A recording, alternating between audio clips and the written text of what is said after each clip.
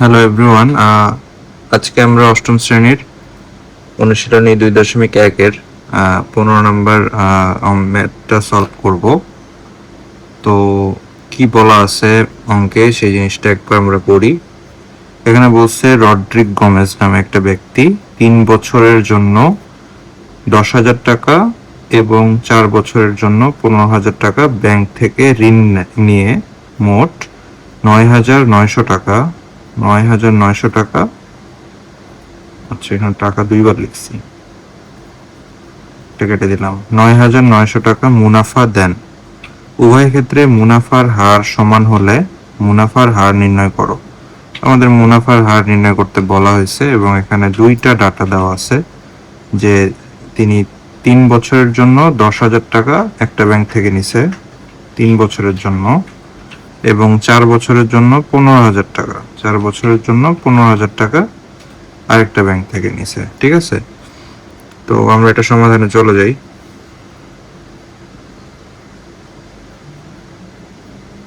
সমাধান, তো আমরা কয়েকটা জিনিস জানি, যেমন মুনাফাকে কি দ্বারা প্রকাশ করা হয়, মুনাফাকে আয় দ্বারা প্রকাশ করা হয়।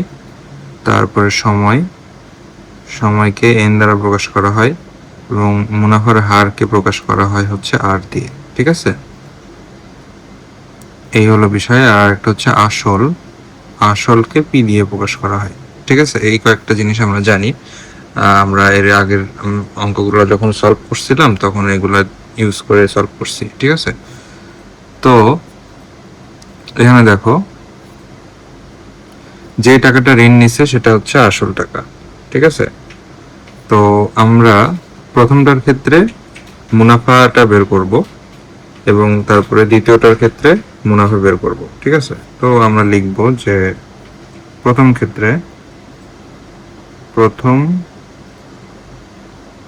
ক্ষেত্রে মুনাফা আয় সমান সমান, মুনাফা আয় সমান সমান আমরা কি জানি, আমরা একটা সূত্র জানি না, আয় সমান সমান পি এন আর, তাই না? তো এই সূত্রটাই লিখব। তো আমি এখানে পি ইন্টু এন ইন্টু আর দিলাম। আচ্ছা, এটা আমরা উপরে লিখছি কারণ নিচে আমরা 100 দিয়ে ভাগ করব। কেন 100 দিয়ে ভাগ করব? কারণ মুনাফার হার অলওয়েজ আমরা হারকে অলওয়েজ আমরা 100 দিয়ে ভাগ করি। ঠিক আছে, তো এখন জাস্ট এখানে মানটা বসাবো। তো মান যদি বসাই, পি এর মান, প্রথম ক্ষেত্রে পি এর মান কত, আমরা বলছিলাম যত টাকা ঋণ নিছে সেটাই পি এর মান, তার মানে 10,000 টাকা। 10,000 আমি লিখলাম, গুণ এন এর মান কত, প্রথম ক্ষেত্রে 3 বছর, 3 লিখলাম, এবং আর আমরা জানি না, আর এর মতোই রাখলাম, আর নিচে 100 দিয়ে ভাগ। ঠিক আছে, তো আমরা এই দুইটা শূন্য কেটে দিতে পারি, তাহলে 3 গুণ 100, তাহলে কত হয় 300, আর তো গুণ অবস্থায় থাকবে, তার মানে 300 আর। ঠিক আছে, এটা পেলাম প্রথম ক্ষেত্রে। সেম ভাবে আমরা দ্বিতীয় ক্ষেত্রে বের করব, লিখব দ্বিতীয় ক্ষেত্রে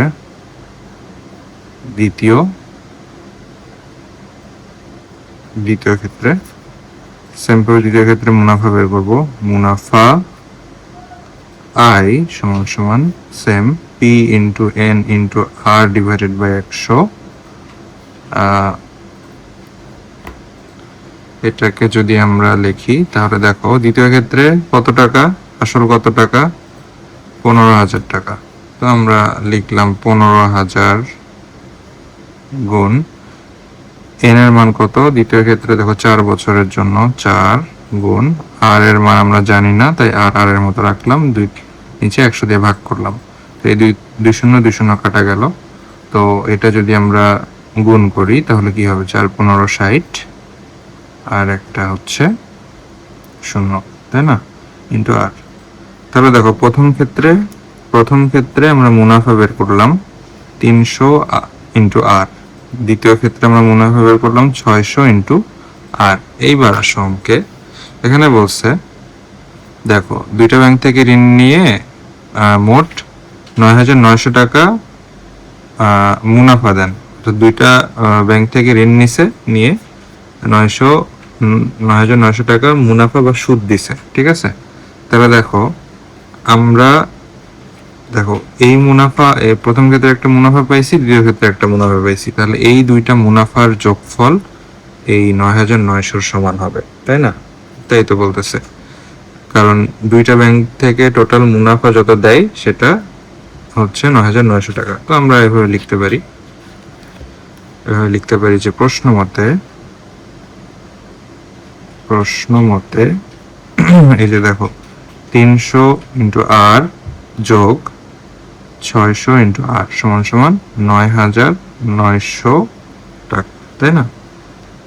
এইটা তো এখানে আমরা বা দিতে পারি, তাহলে 300 আর 600 যোগ করলে কত হয়? 900 আর ইকুয়ালস টু 9,900, তাই না? বা এখান থেকে আর এর মান আমরা ক্যালকুলেট করতে পারি, আর সমান সমান 9,900 ডিভাইডেড বাই 900,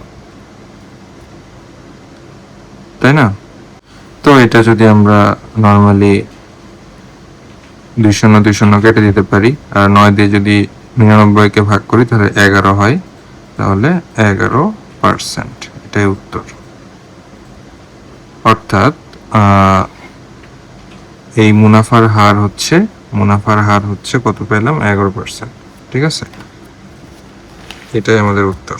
তো আজকের ভিডিওটা এই পর্যন্তই। সামনের ভিডিওতে আমরা 16 নম্বর অঙ্কের সমাধান দেখবো। ধন্যবাদ সবাইকে।